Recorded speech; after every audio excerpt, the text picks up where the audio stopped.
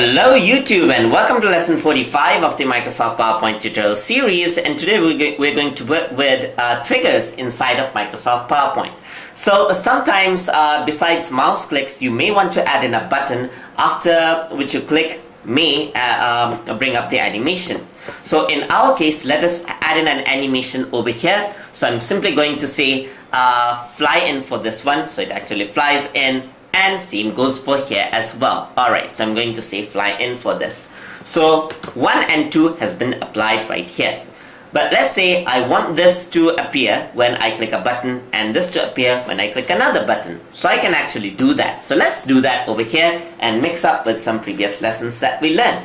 So over here I'm going to bring a rectangular shape just like this over here. I'm going to copy and paste this out, bring it over here as well. So you can do this with any objects. So for this, when I click this, I want this to appear, and when I click this, I want this to appear. So let us apply the animation right here. So over here, I got this animation, and if you were to go over here, you can see that here I can, this actually starts with a click.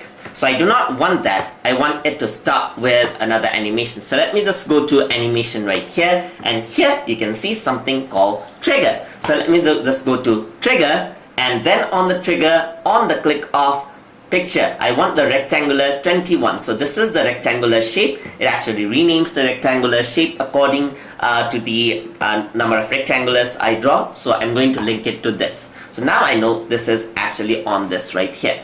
So now over here, for this one, I'm going to go on to, for this one, this animation right here, this picture animation, I'm going to go into trigger on the click of rectangular 22. So now what will happen is you can see that these turn into trigger icons over here.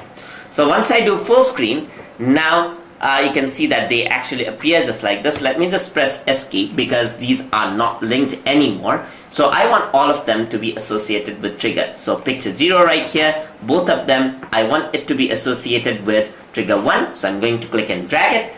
And this one, I'm going to associate it with trigger 2 right here. So all of these are triggered now. So I'm going to add in previous animation as well, as you can see. So over here, I want this to start with previous, and this one start with previous as well, and this one also start with previous. Alright, so I'm going to go into full screen, and now you can see that I got two buttons right here. If I were to click anywhere else, it will actually just close it out right there.